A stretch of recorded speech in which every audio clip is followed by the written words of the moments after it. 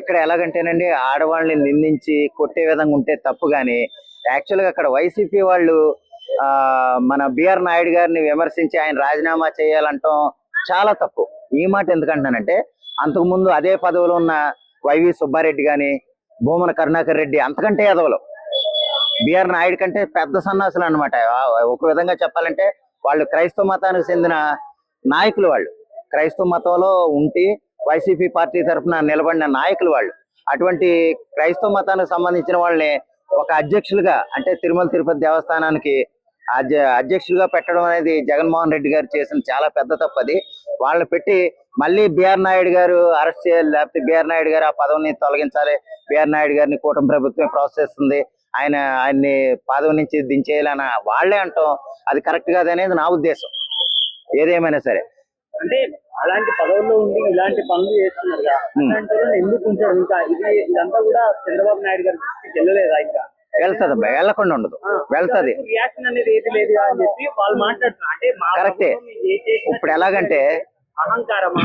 Just ఒకటమ్మా, మనం ఇటువంటి పనులంటే మనం ఒక ఆడావిడిని పట్టుకున్నట్టుగా చూసాం, కనీసం ముద్దు పెట్టుకున్నట్టుగా కూడా చూడలే. అటువంటిది మనం ఎక్కడో తోకట్టుకుని ఎక్కడో గోదావరి గురించి మాట్లాడకూడదు. అది మనం చూసే ఫోటో వేరు, వాళ్ళు చూసే ఫోటో వేరు, వాళ్ళ దర్యాప్తు వేరు ఉంటది. నేను అనుకోమ్మా, నేను వ్యక్తిగతంగా నేను సింగిల్ గానే మాట్లాడతాను, కానీ చంద్రబాబు నాయుడు గారికి సలహాలు ఇచ్చేవాళ్ళు అంటే హై ప్రొఫైల్ ఇంటెలిజెన్స్ ఉంటారు. హై ప్రొఫైల్ ఇంటెలిజెన్స్ నిర్దేశాల ప్రకారం వాళ్ళు నడుస్తారు. ఫోన్ కిస్కా గొట్టంగాడు లేకపోతే వైసీపీ వాళ్ళు చెప్పిన ప్రకారం వాళ్ళు నడుచుకోవాల్సిన అవసరం లేదు. చంద్రబాబు నాయుడు గారే ఒక పెద్ద ఇంటెలిజెంట్ గా ఉంటారు.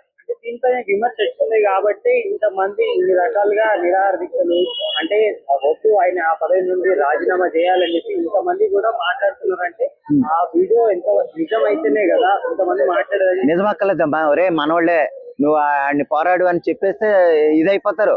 వైసీపీ వాళ్ళు పార్టీ పరంగా ఒకటైపోతారు. దాని గురించే కదా జగన్మోహన్ రెడ్డి గారు లేకపోతే రకరకాల పేరు నానియో లేకపోతే అంబటి రాంబాబు గారు వీళ్ళందరూ మాట్లాడేది.